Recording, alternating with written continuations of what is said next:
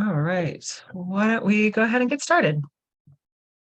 So normally this would be just our more informal roundtable meeting, where the Fire Safe Council leads can catch up with each other a little bit on what they're up to and ask questions and share ideas and inspiration, and kind of a support group for FSC leads and appreciation.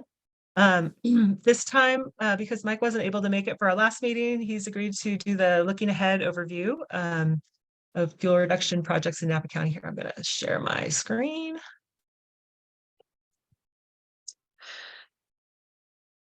Ish. There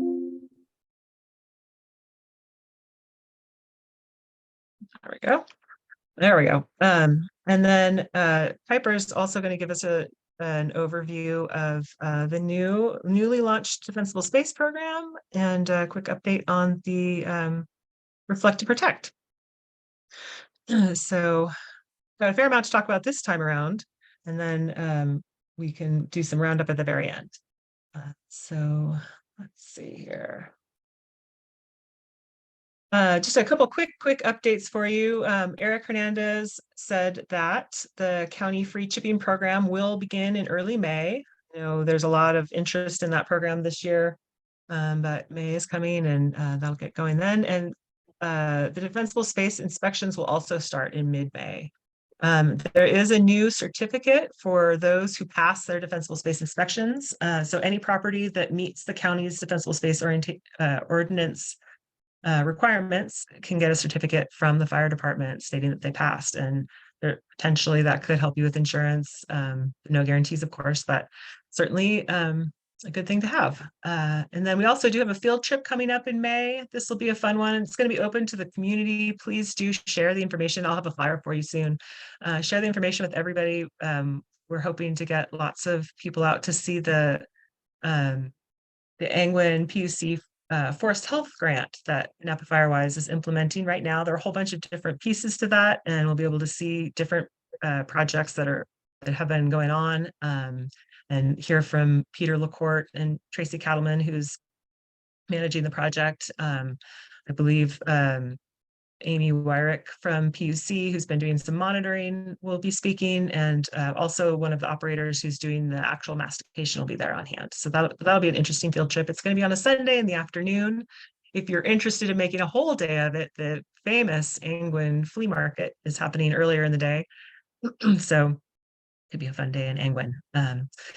And then the UC Extension's post-fire resilience workshop starts in a couple of weeks. You can go online and register if you're interested, or please share that information too with anyone that you know of that has forested land, especially if it was burned in either any fire.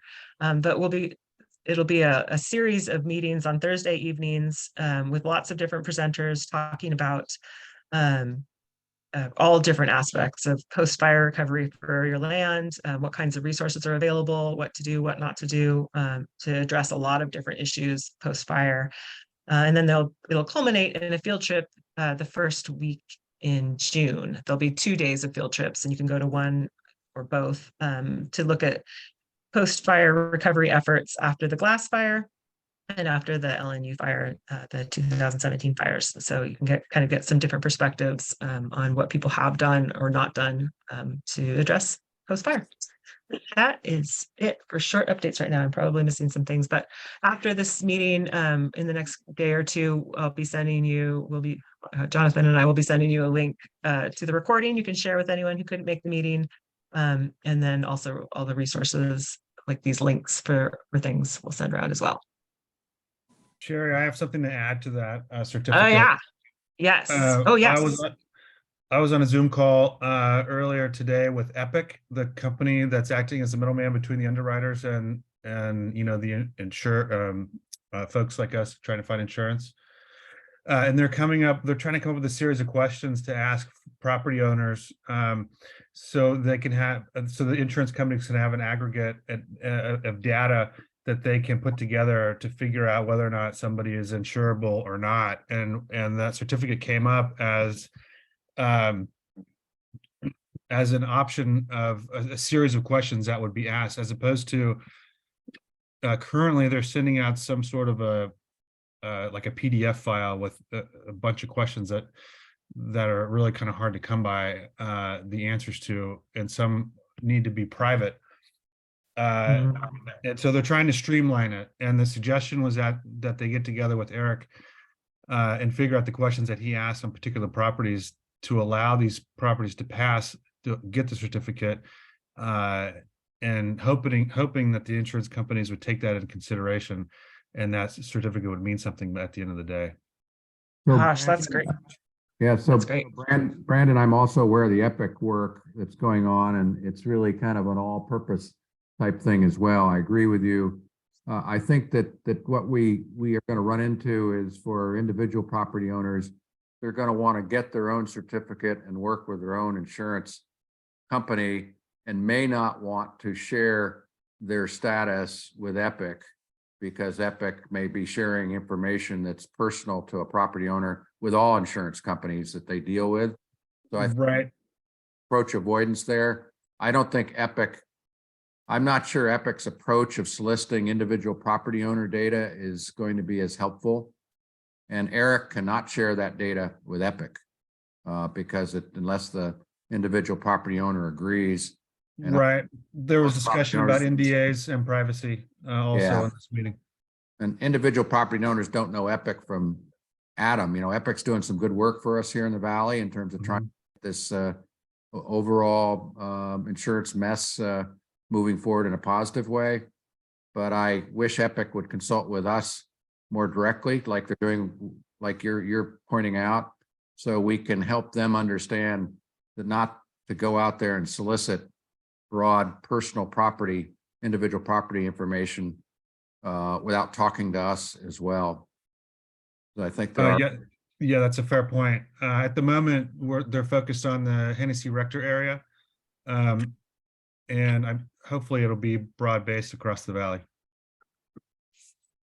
Yeah. I wish the Epic folks would coordinate directly with us and with CAL FIRE and County Fire before going out individually. I know there was a get-together recently that involved a lot of our folks too, you know, Cyril Chapelet and others. Right. But we need to be helping Epic figure out what's the best way to do this. Bob, you're on the You meeting today. describe Was who's that the Epic? same? Bob Cumby, you're on that meeting today. Was that accurate? I'm sorry, Brandon, I joined late, right as you were finishing, so I don't know whether it was accurate or not. Oh, well, I was Apologies. just explaining how we were discussing earlier today that certificate that Eric Hernandez is passing out to qualified property owners would be kind of an easier way to streamline the aggregate information that they need to assess whether or not a property is insurable. Yeah, I think that's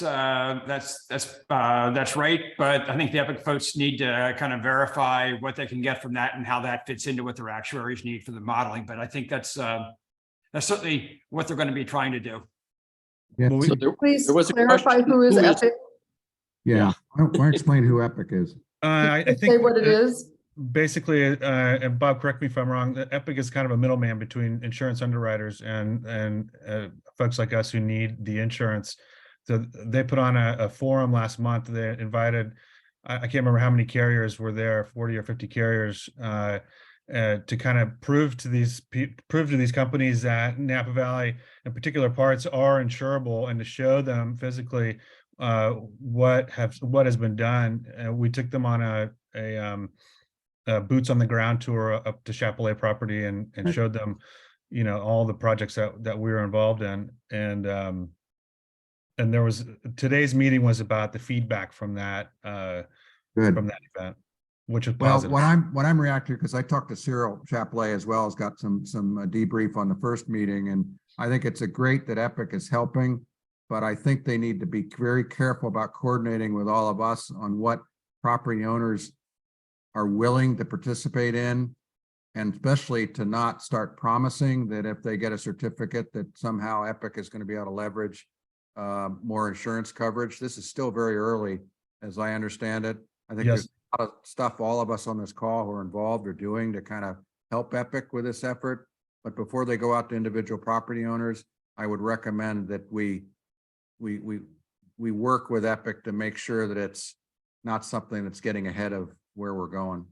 Yeah, I was under the impression that it was kind of in its infancy with respect to gathering data. Okay. Yeah, and this is data for their for the actuaries modeling. It's not more than that.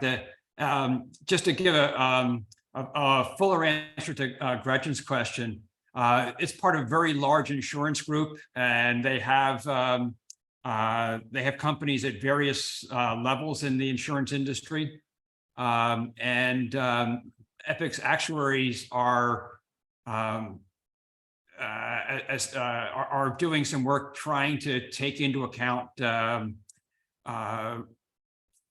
risk modeling in ways that others aren't. And where that may benefit us is they're trying to take into account the effect of both efforts that individual property owners and FSCs have made to mitigate fire risk. So the purpose of this meeting was to kind of sow the seeds of their ideas and present just a very brief overview of what they were thinking, and then did this Brandon mentioned this boots on the ground stuff. So it is very much in its early stages in terms of convincing the rest of the industry, and they're not promising anybody anything.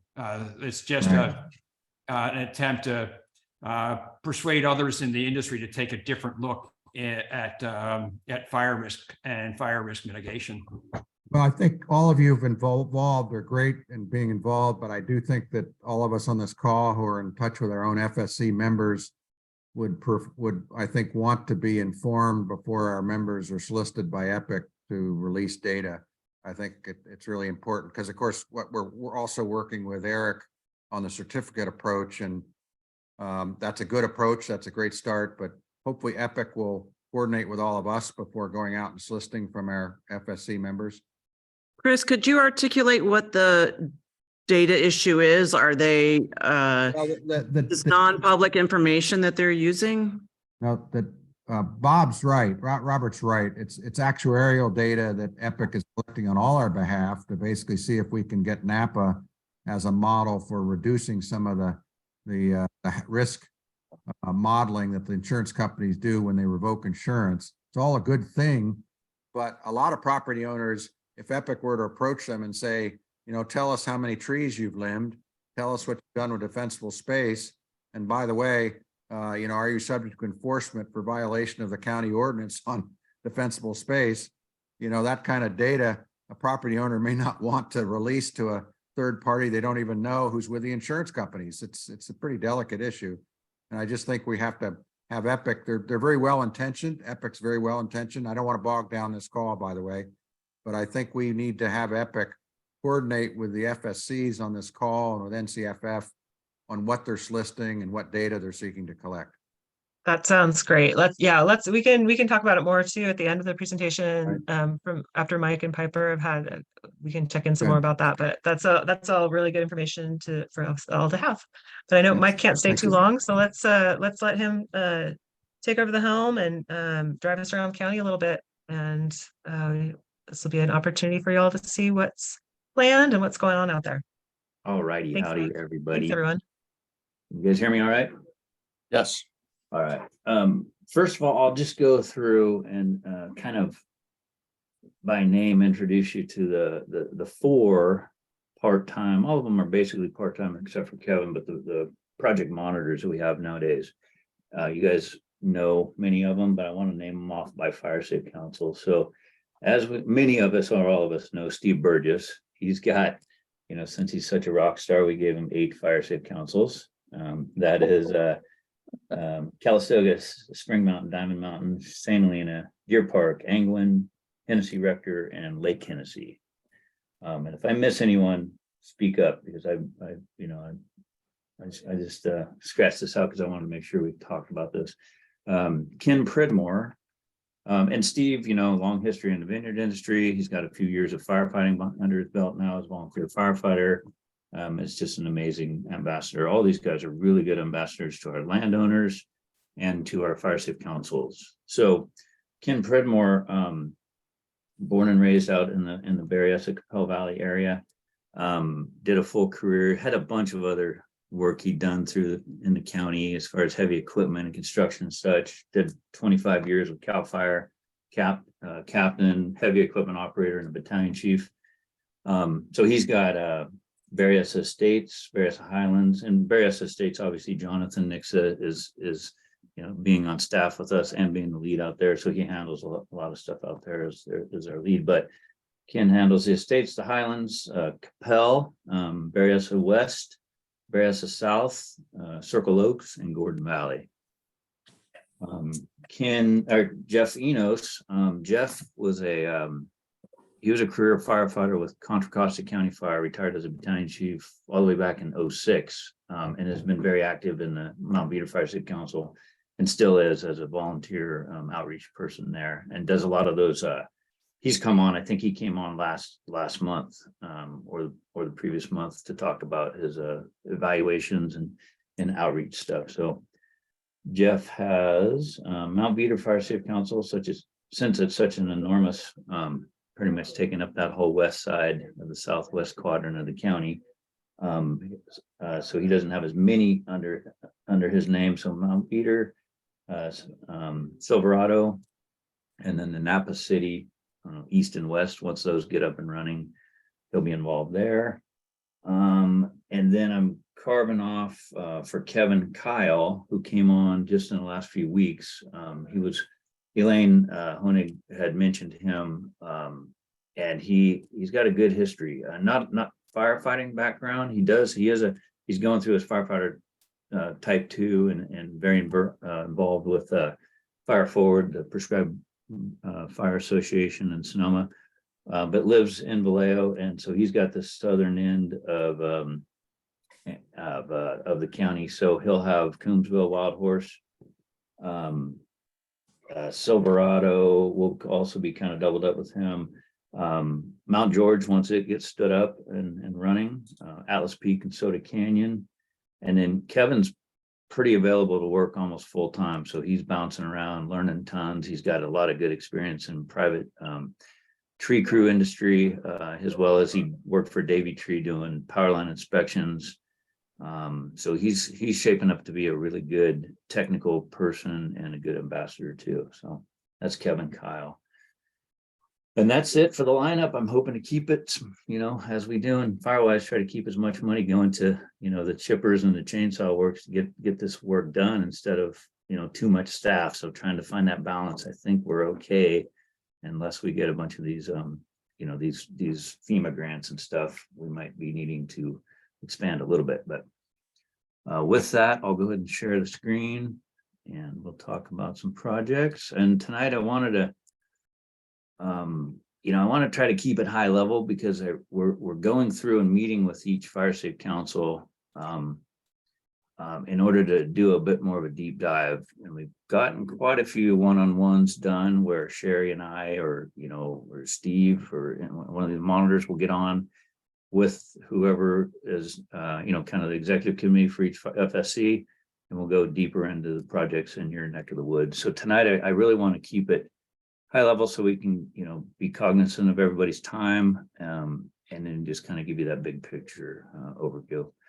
So I got this just in, in the slide mode right now. Can you guys see this map okay? Okay, this is meant to not get too detailed. This is what you guys were talking about I'm going to go off camera here too to save some bandwidth, but you guys were talking about that insurance symposium. So I presented at that with Joe Nordlinger, JC, myself, and Christopher Thompson. So we presented these 3 slides among others, just giving them the whole enchilada. Basically, this is all our updated CWPP massive projects. This is roads, large polygons of planned forest health stuff. This will get these bigger ones will get carved into more detailed projects as funding arrives and we hone in on where we want to spend that money. But this is what we want to work on as opposed to what's been worked on. Yeah, this is everything. This has been worked on and what we want to work on. So this is our updated CWPP, Jerry. That's that Carol Rice went through with all of us and gathered more in this last year. So, and this data we're constantly working on improving and getting this honed in. So then if we skip this, I turned all the CWPP projects gray, and then these were the projects that we were able to accomplish in 2022.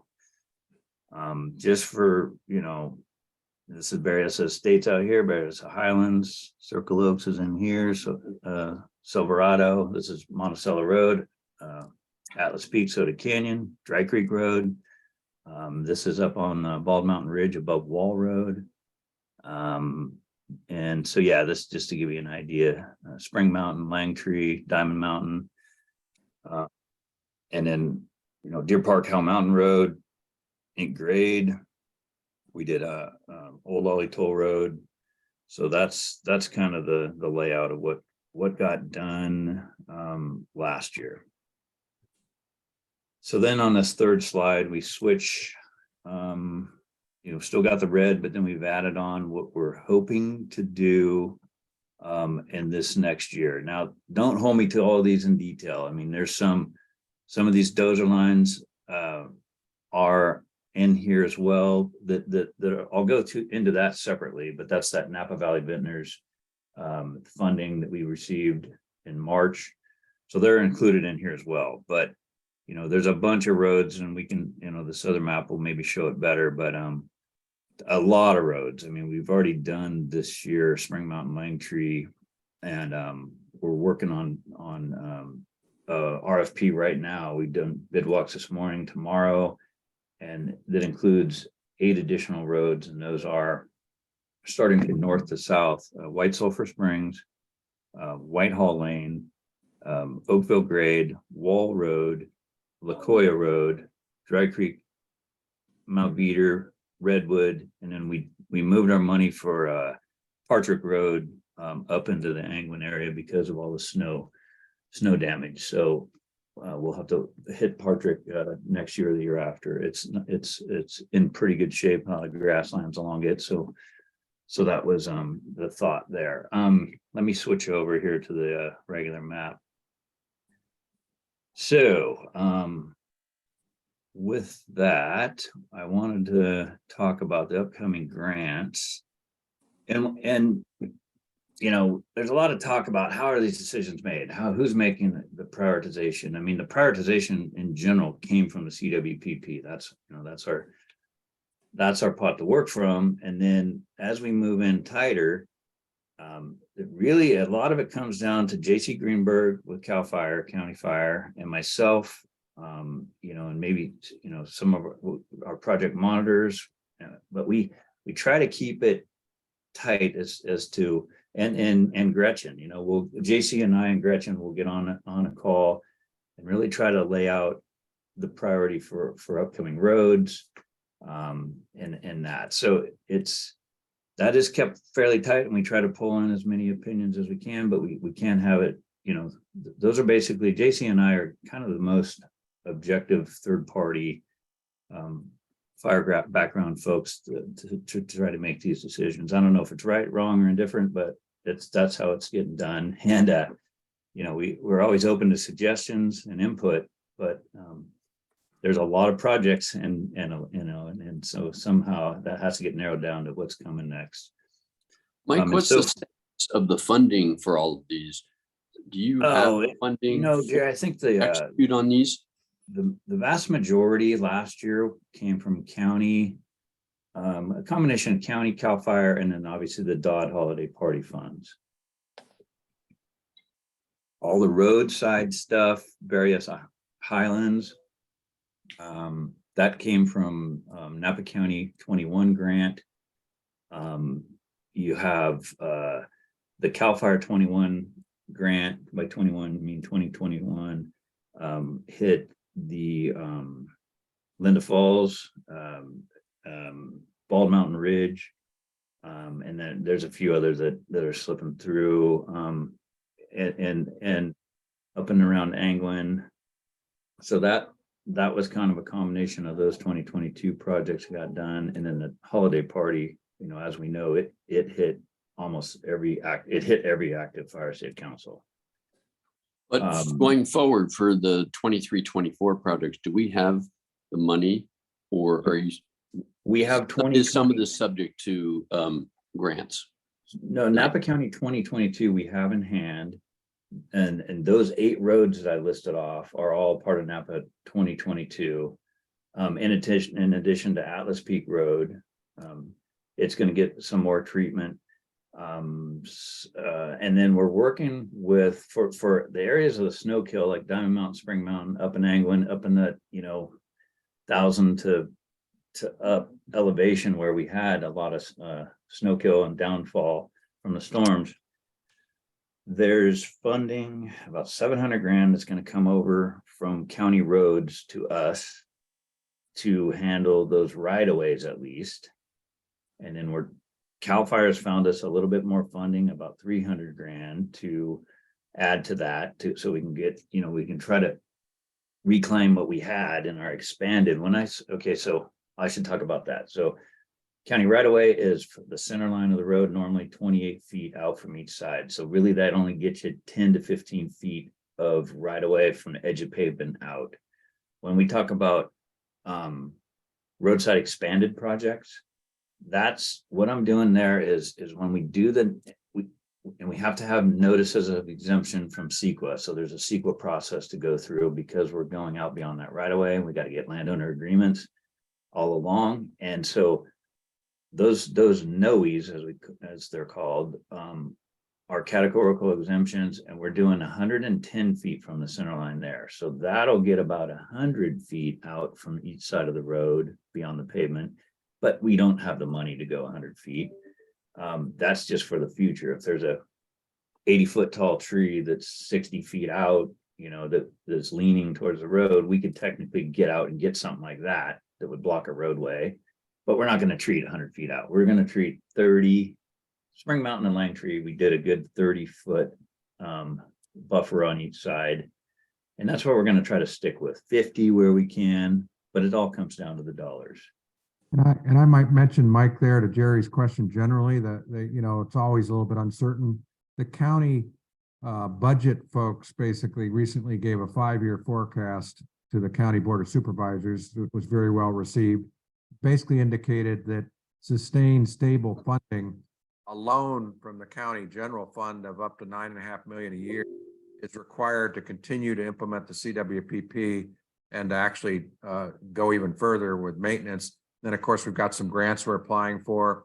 The good thing, I think, Jerry and everybody, is that NCFF and the FSCs together are perceived as the credible local implementers and deliverers of these projects, as Mike said. And I think, Mike, one of the things that's interesting is that when County Roads was figuring out what to do with the storm damage, the snow related dead wood, basically the County Board of Supervisors came and said, we think NCFF and the local FSCs that are involved need to be part of it. And so NCFF will be implementing the more immediate road clearance, right, Mike? As you pointed out, 750,000. That's a good endorsement, at least for future funding as well for roadside clearance. Exactly. So let's talk about the upcoming CAL FIRE grant. So the CAL FIRE 2023 grant was just submitted in late March.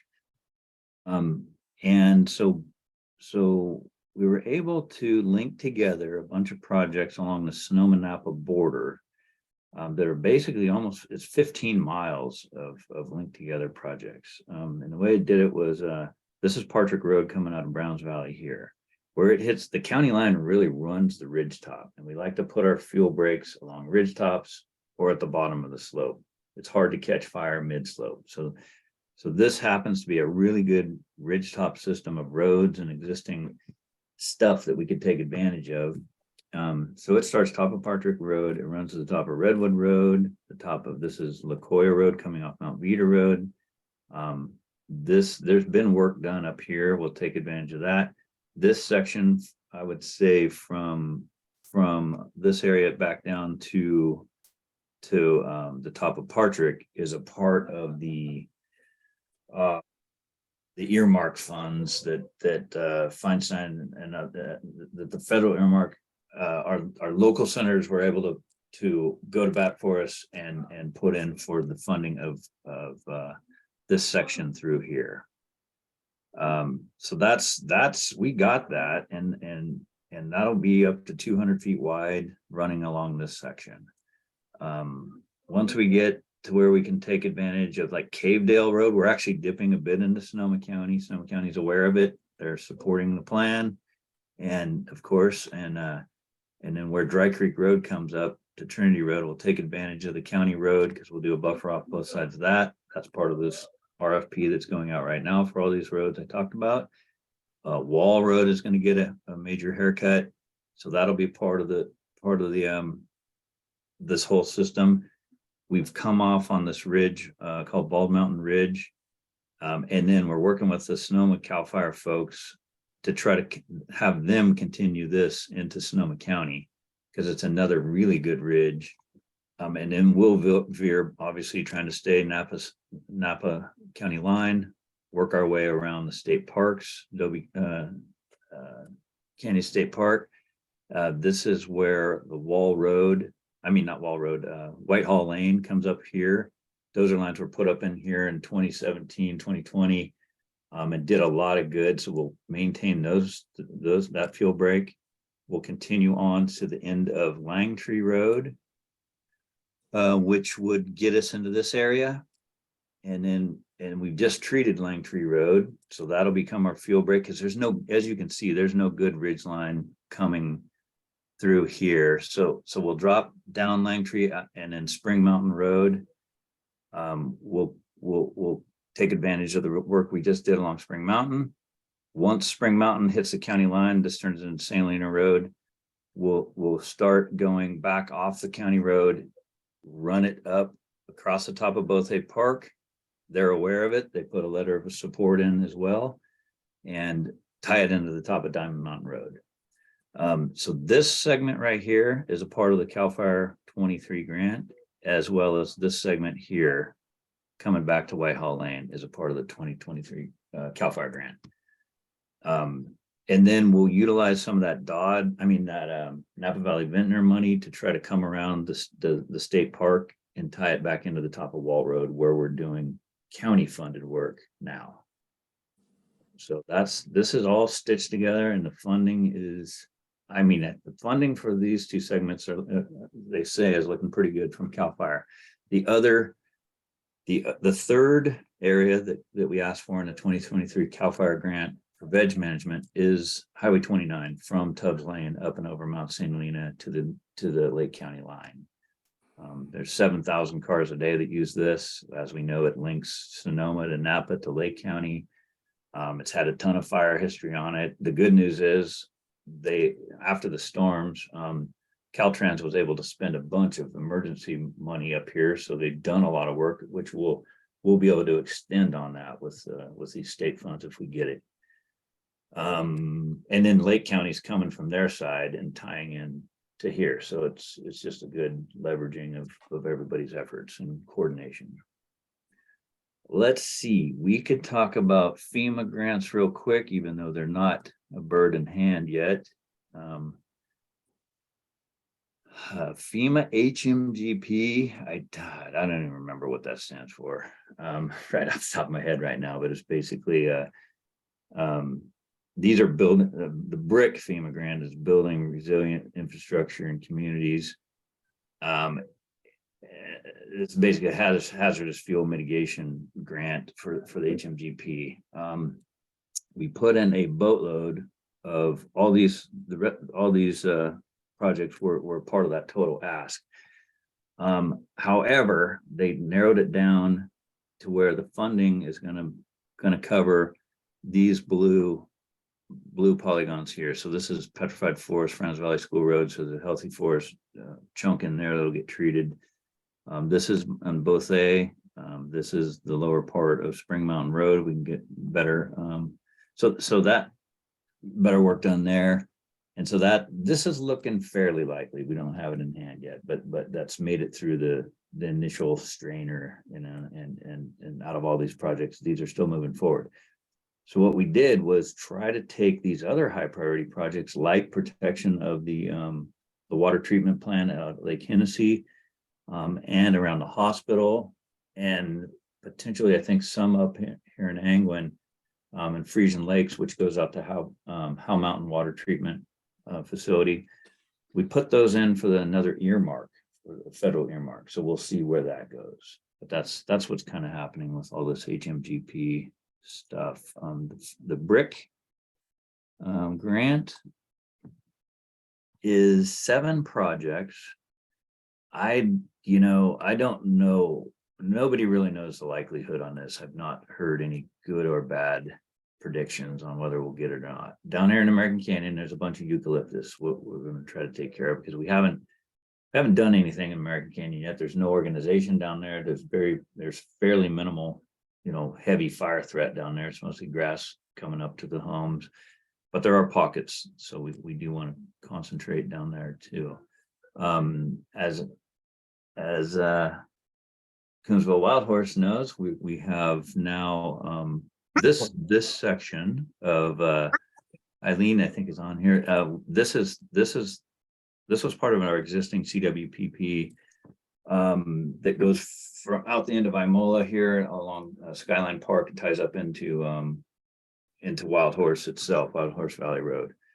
Working with JC and some of these other landowners, we were able to utilize Coombsville Road to come back to the valley floor, and then to dive off Coombsville Road and utilize and try to reestablish a 300-foot wide shaded fuel break that JC and CAL FIRE had kind of installed in parts, trying, when they were letting and holding the fire, the Atlas Fire 2017 come down and hit that. So it worked well then.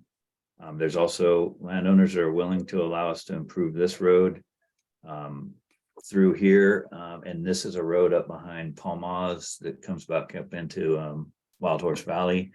So this is a network of about a 17-mile fuel break that we're going to do. We're going to go after funding regardless of FEMA and just chunk this away. I mean, it's very important strategic fuel break.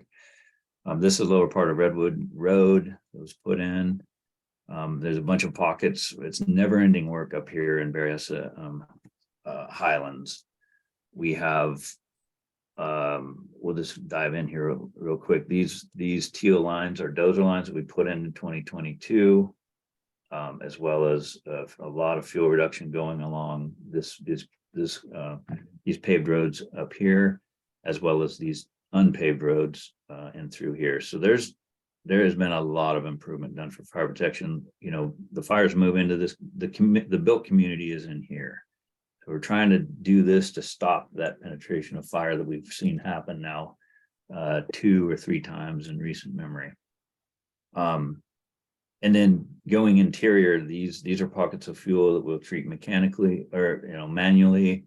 And then some with goats. This purple polygon is a goat project that will start as soon as the grass starts to cure in late June. So that's pretty exciting. So let's come back out. Circle Oaks we can talk about. We just presented to their HOA last night. There is the ability to do some improvement of the perimeter fuel break around Circle Oaks. That is become available from CAL FIRE. So that's going to start here in the next few weeks. We're going through vendor bids right now. And that's it there. We've got 3, I don't have the data up right now, but I can point you to it. We have 3 projects that are, there we go. On Atlas Peak Road, we applied for 3 Fire Safe Council projects for PG&E. It's pretty limited funds. One is up here actually where the Atlas Fire started. And it's leveraging, so this is about a 7-acre chunk adjacent to Atlas Peak Road. The actual fire started in here. Those lines are still above ground. They're unprotected, and they, so it's something they're moving to get underground. All these, as we know, but this is still very much of a risk to this escape corridor for Atlas Peak. So we have the county money to extend on Atlas Peak, as well as a local landowner who's going to do a bunch of work just north of here. So that's leveraging 3 pots of funding to do some good work on Atlas Peak. The other PG&E project, sorry to make anyone car sick, is up here in Linda Falls. See here.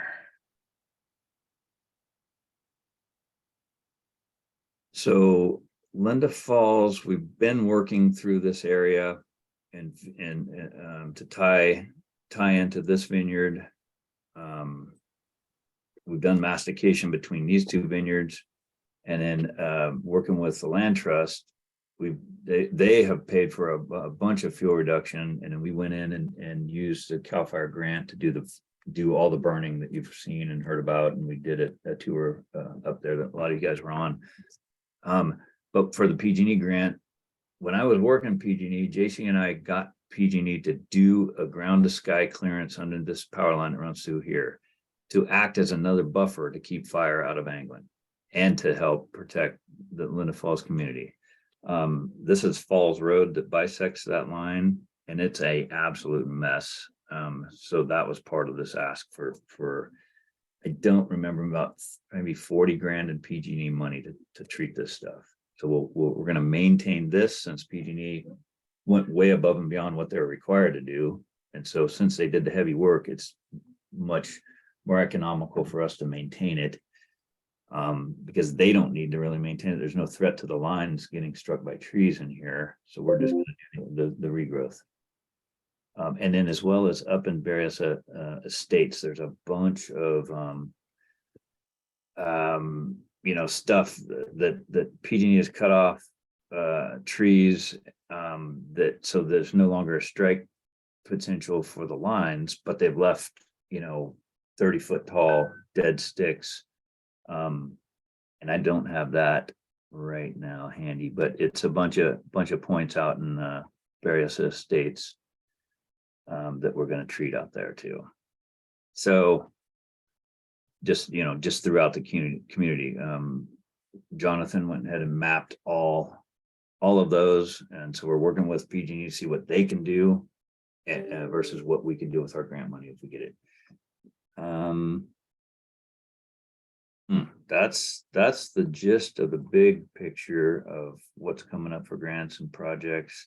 And like I said, we are always here to dive in your Fire Safe Council to get more ideas from you, look at what's planned that's already been submitted for the CWPP, and talk about strategy, as well as get out in the field and look at some of this stuff. Okay, so with that, any questions? I'm sure there's 1,000, but we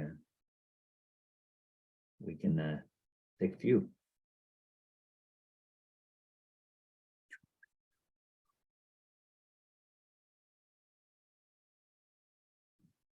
Go ahead, Lon.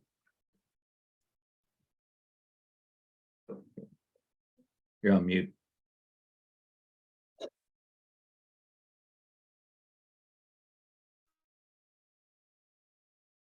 Mute, yeah. All right. There you go. Hey, great presentation. A quick question on your map and that large forest health grant that's north of Circle Oaks. Can you talk about that project a little bit? This is a forest health planning polygon. We can talk forest health. I'm glad you reminded me. There's some forest health grant money that's being put forward down in the Mount Veeder, kind of north around Lighthouse for the Blind, as well as existing forest health grant that's being up in Anglin. This is part of the FEMA ask, so we'll see if we get this. The critical things in here are the getting the road coming from this area of Circle R Ranch coming into the top side of Circle Oaks. As we know in the recent media, most of these parcels are all that Walt Ranch that's been so talked about, and the move afoot to try to get that sold to the Napa Land Trust. which will be, I think will be good for us because we're so used to working with the land trust to get fuel mitigation done. So that'll help, that'll help for the upstream, Capel newly formed with Lon and others for the Capel Valley Fire Safe Council, as well as other projects that we need to look at in the Capel Fire Safe Council now that we have some traction out there. Does that kind of answer it, Lon? It does. Thanks, Mike. We are going to get more going out actually Monday morning. I'll be out with the Gordon Valley Fire Safe Council and Kim Pridmore looking at some potential dozer line work. Oh, that's what I want to show you guys as well. Napa Valley Ventnors project. How are we doing on time, Sherry? We've got Piper up next, but Okay. and that's it. I'll be We're all quick. very So, interested in this, so I would say Yeah. keep going. Yes. okay. So Napa Valley Ventnors, as you know, raised close to 1.5, and some of it's being shared with Napa RCD to partner with us. They'll do some outreach stuff, but we're gonna, the decision was made to focus their funds, and this was their decision. Their board's decision was to focus on supporting some ridgetop fuel breaks, not all just ridgetop, but access roads, opening up old fire roads to get to ridgetops. And so this is a combination of about 130 miles. There's about 400 miles of complete dozer line. This is dozer line. The green is all the little dozer line that's been put in over the years.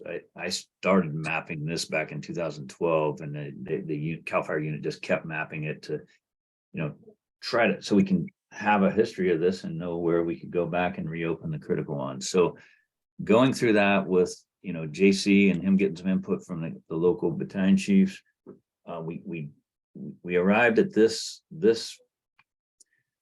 portfolio of projects to start planning from. Some of these are existing, some are, and I don't have them differentiated on this map, and some are planned and others are existing to reestablish. It's a good disbursement of them throughout all, areas of the county. But at this point, that's about as detailed as I can get. We're gonna start really honing in on, getting a tranche of these started. So, and this is going to be a massive undertaking. I mean, we have miles and miles and miles of roadside work that I described out of those 8 roads, plus all the Anglin roads, plus everything coming for the remainder of the roads. In addition to upkeep around the communities, this is going to be a lot more workload over the next year and a half, 2 years to get landowner agreements. There's not going to be the need per se to get CEQA done in depth on this because it's private money, mostly on private ground. But this is a huge project called the Napa Valley Ventnors. I don't know, I forget. There's a press release that just went out today on it, so it should be hidden. I don't know if anyone saw it today yet, but we hope them can do some writing on that. So this is the Napa Valley Ventnors ridgetop or dozer line project. Any questions at this point about that?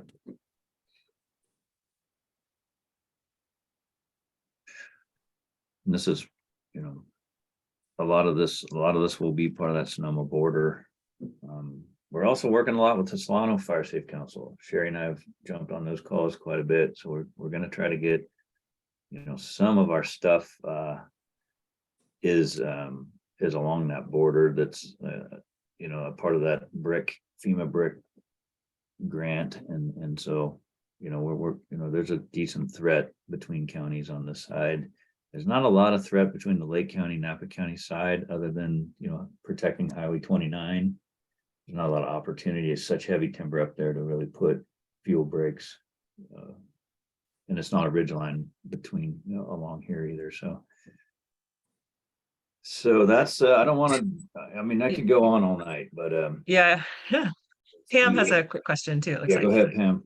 Yeah, so you had on one of the FEMA projects, some of the, I think it's basically both A down to maybe Rockland or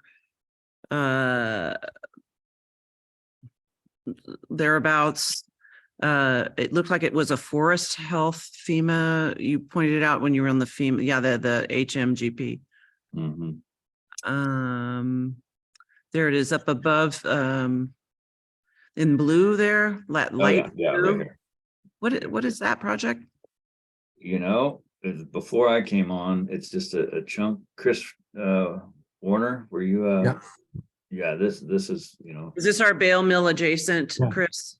Yeah, it's yeah. big This is, planning area for it, yeah. this is part of the Bale Mill, what I call the building a moat around Bale Mill in their lands. And so Pam, I think what Mike is pointing out is that this is all going to fit within our Bale Mill project strategy.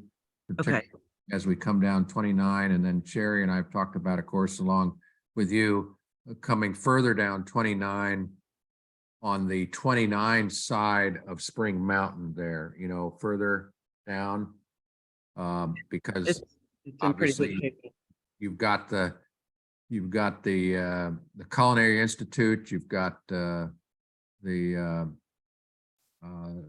wineries down there, and you've got the legacy wineries all around both a Napa, Mike, I think is what Pam's pointing out. Not to mention that we really believe that state parks and the legislature is going to have to step up and provide funding because state parks is in control of most of the park land. Mhm. Yeah, and I'll just point out we're doing, it's actually not forest health, it's goat, we changed it to goats in that same footprint Right. with the Right. God money. So that's starting a week from Monday. So Sherry gets her first Great. goat project going. Yeah. That was a goal of mine to get Sherry her goats. And so from there, then there's a timber operation that it sounds like that would FEMA, if that does come through, would be more forest health, timber type focus. Great. That's great. Thank you so much for sharing that. And this all looks amazing. I second Gretchen's comment about just the impact of all this being really significant. A So couple other projects while we're in this Bale Mill Yeah. area is, as you know, coming into the in the Bale Grove Grist side of the park. We did a little bit of clearing with the California Conservation Corps at no charge to the Fire Safety Council or Napa Firewise. But it was very minimal done that the park would allow, but they allowed it. So we submitted Gotta start somewhere. Gotta we start somewhere. submitted 3 projects. They accepted them all, but they somewhat narrowed down. So it was this entrance road, and then the history trail, just 25 feet off both sides, shaded field break. And then we've continued to improve the buffer around Tucker Acres on this side. Right. Yeah, the Right. signage there is great. I'll just throw that out on 29 to see the Firewise sign is really impactful. I'd love to steal that sign when they're done and put it when we got the goats starting at the end of the month down at our end. sure. Let's For get sure. some self-promotional stuff going for you all. Yeah, Pam, Yeah. that's a great idea because, each of these individual projects, Mike, is it's kind of like if a tree falls in the forest, which is a bad pun, by the way. Yeah. Yeah. The forest, nobody's there to see it fall. Yeah. These projects done, all these are such great projects. I think we're going to want to go out and use them as examples publicly to everybody when we complete them and kind of pat ourselves on the back because these are great projects we're doing, Mike. And I think the entire Up Valley communities want to hear that we've done them. Yeah, I'm always just head down doing them and forget to. Right. Yeah, I know that we had that banner when they did Franz Valley School Road, and it really got a lot of notice.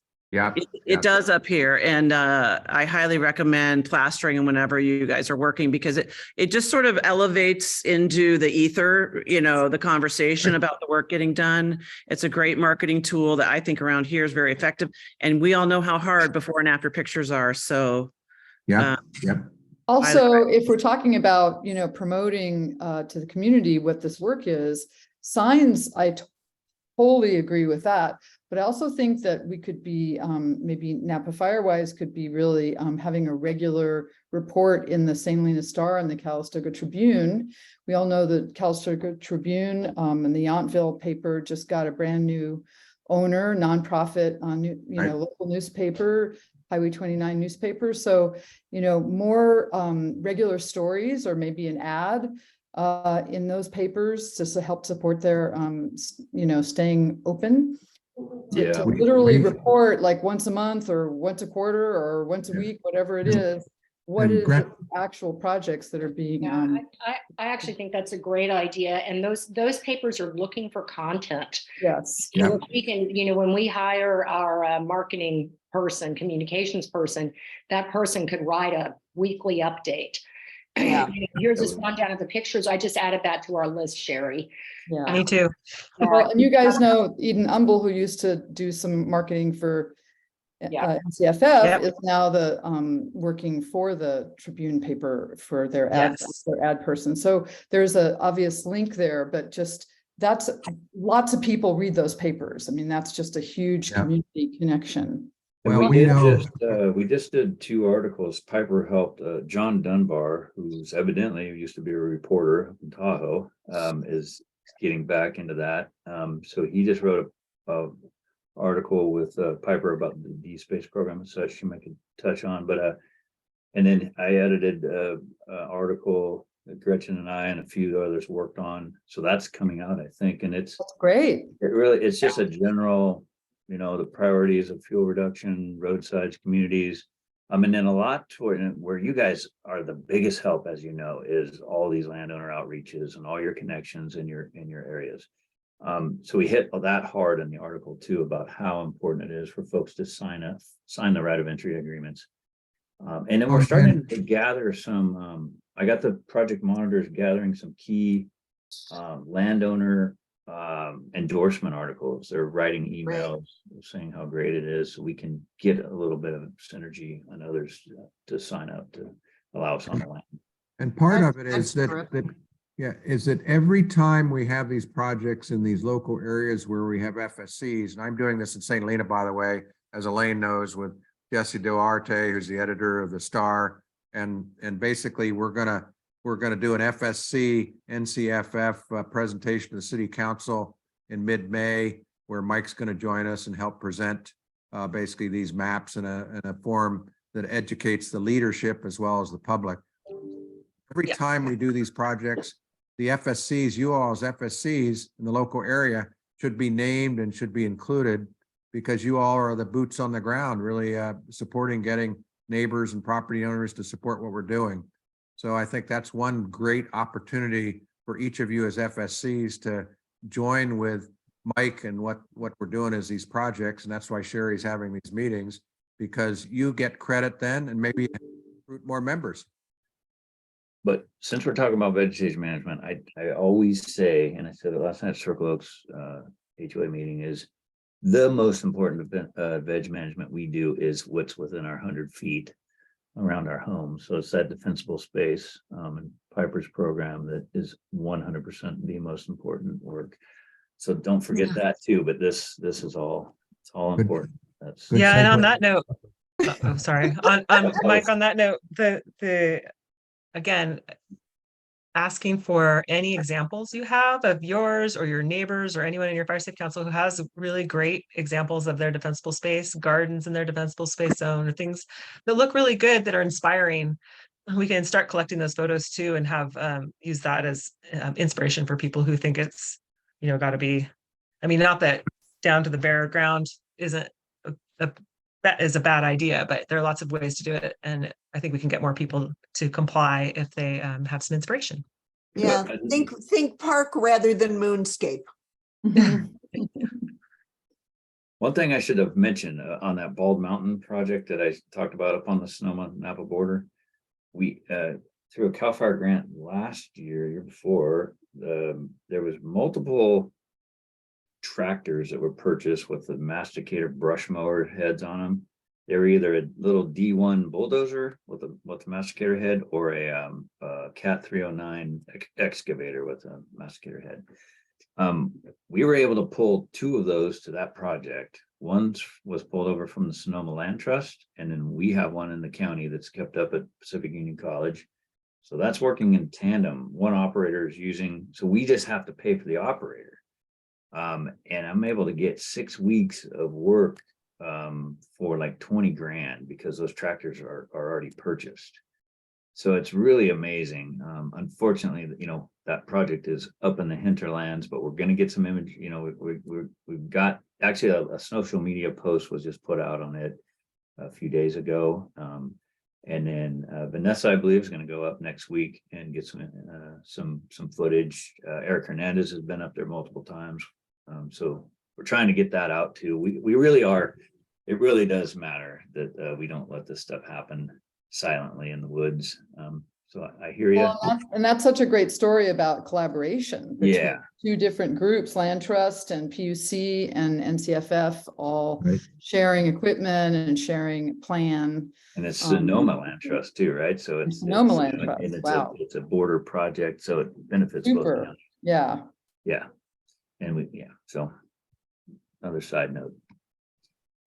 Too many fabulous things going on. Just think of where we were 5 or 10 years ago. It's just, this is extraordinary. And Mike, you are such a leader in this. Thank you. It's a team, it's a group, isn't it? All of you guys. It's a team for sure. Yeah. So thank you guys. Yeah. All right. All right, thanks so much, Mike. How about Piper now on defensible space? Sure. I think Sharon Piper, forgot about do you- me. Piper, do you still have, yeah, if everyone could stay with us, we've got some exciting news from Piper. And do you want to share, do you have anything you want to share on your screen or? Yes, I do, actually. Oh, perfect, okay. So if you can unshare yours. I will unshare. You got it. Take it away. All right, thank you. Wait a minute, let me find the thing now. It's anyway, guys, we have launched, which is very exciting, and I have just sent you an email with the flyer in both Spanish and English, and I'm really counting on all of you to get the word out to your fire safe councils. This is the landing page where people will come if they use the QR code or the URL that's in the flyer that you got. And it takes you sign in. We've got a permission to put people on the mailing list. So this is a way to build your FSC mailing list. We've got a great video that the grape growers did with Eric about the importance of defensible space. And then we've got an FAQ down here giving information about what the program is about and how you apply for it. Then once you fill this out, you go into a much reduced self-assessment survey just to educate people on what defensible space is all about. And it can be done, I think, easily in 15 minutes or less. At the end of that, you click on submit. And what happens is it goes automatically over to the assessment company that we hired.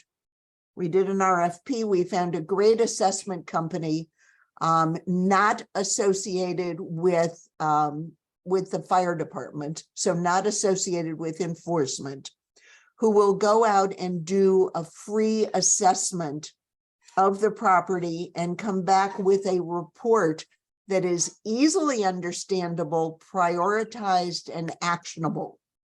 From that report, the resident will be able to check off what they want to do under the grant, and the grant is only for defensible space, but they'll be able to check that off, hit a button, and that submits the application. So it couldn't be a whole lot easier. Then the process is that gets reviewed by the committee. Once approved, the resident will be notified. They hire their own contractors, perform the work, take their photos, upload photos and invoices certify that they've finished the work, we review it, and then we'll issue a check for 50% of the amount that was spent on new work up to $3,500 a property. So it's a pretty good program, and those who have participated in the pilot of this at the $2,000 level can participate again for another $1,500. So we want you guys to get the word out. We want this to be so successful that we run out of money and have a really good reason to go back to CAL FIRE and say, give us more. Hey, Piper, I got a quick one for you. And I don't know if it was on that email I sent you from Circle Oaks, but their question was, if they didn't hire somebody and did their own work, is there an hourly rate for that time? We tried, that got shot down. Okay. It got shot down by Tom Connect, but his reasoning on that was this is what they are required to do by law. That's right. Okay. And he didn't want to be paying people to do what they were required to do. If they have to hire somebody, he's willing to pay the reimbursement. And Tom was our grant manager. So when he says that, he actually has control over that money. We did try. Okay. But no, we can't. At this point, we cannot do that. Copy that. And then the Reflect to Protect has also relaunched. 6 fire safe councils applied and were approved. And this is being done through fire safe councils. We are hoping to get more money in this next CAL FIRE grant. And so we'll look to fire safe councils again to do this for their communities. There's a lot of on the ground work that needs to be done. And that's why we need a committed, active participation of the fire safe councils. But we will have more communities under our belt if we get this follow-on grant. And I would encourage all of the fire safe councils who haven't applied to do it in the next round. And that's all I've got. Really impressive. It's a wonderful improvement. The DSpace program, the way you've designed it, it seems like so much more user friendly. That's just fantastic. Well, that's what we tried to do. We learned from the pilot, and we learned where things were a problem. The other thing, and one of the things we ran into was that a lot of residents sort of got stuck and didn't know where they were in the process and didn't know what they had to do next. We're working with a software company that's producing the report, and there will be a portal where each resident will have their own login and they can see where they are in the process. Nice. So hopefully this will help people understand what they're doing and get the work done, and the whole community will be safer. Bravo. And Piper, I think one of the things that, again, with the FSC relationship we have is we hope the FSCs, you will take credit for this program with NCFF, that you can brand it as an FSC supported program directly, because this also provides, this is really very local, neighborhood by neighborhood support. And I've done the same in St. Helena already with the St. Helena City Council. We're basically saying our elected leaders can take credit for this too. So kind of combining it with what you're doing as FSCs becomes a great opportunity for you to tell your potential members, not only are we helping you at the neighborhood level, but we've got a program we're supporting that provides direct financial assistance to you. Yep, money talks. Yep. Okay.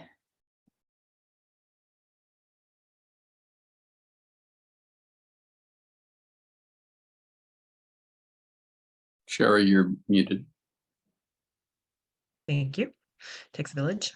Thank you, Piper, for that. I think it's really exciting, and can't wait to help roll it out in Spring Mountain too and answer questions for folks. Great. And Great. I just want to acknowledge that I am certainly not the only one. Chris and Jerry, who are both on this call, as well as a few other people on the team, really helped put this D-Space program together. So we could not have done it without them. We're just secondary to Piper. She spreads the credit, but Piper, you've done great work on this. Piper cracks the whip. Right, that's right. Yeah, that's a better way to put it, Jerry. Well, great. Well, we've gone a little over time. There's not really, I mean, I'm happy to stay on if anyone wants to share more information or has more questions, but I did want to reiterate, as Mike mentioned, we're working through trying to meet with each Fire Safe Council individually. We're going to be meeting with Calistoga, I believe, in a week and a half or 2 weeks to go over the projects in your Fire Safe Council. And just kind of connect with you directly. So if we haven't scheduled with me yet, you can reach out to me to schedule, or I'll chase you down and we'll get that on the calendar sooner rather than later, preferably. And then we do have the fiscal sponsorship agreement, as we've mentioned a couple times, with the 2 signatures, and some of you have received that via DocuSign, and the rest of you will receive it shortly.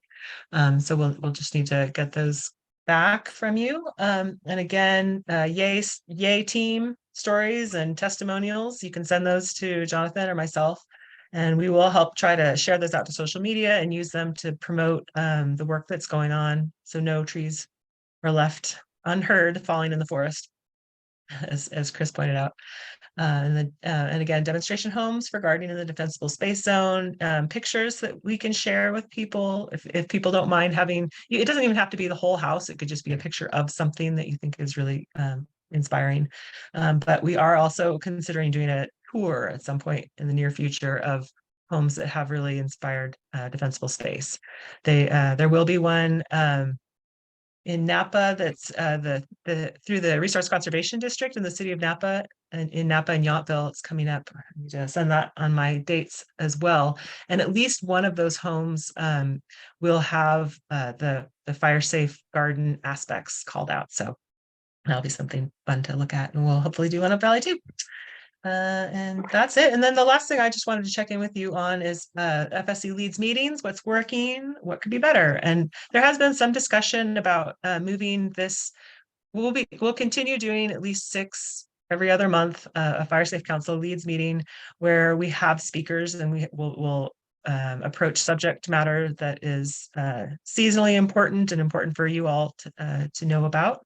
And then the alternating months have been our roundtable discussions. And we could move those to a lunchtime if that worked better, or another day of the week. And I kind of hate to move it because we have this already on the calendar, but I do want to hear from you if there's anyone has strong opinions about that. And then the other part of it, again, is the field trips. And we will be having a field trip again in May. And then we're putting together a couple more in the near future. We're going to do as many of those as we can to get out on the ground and see things in person. And those are a great opportunity for us all to connect with each other as well.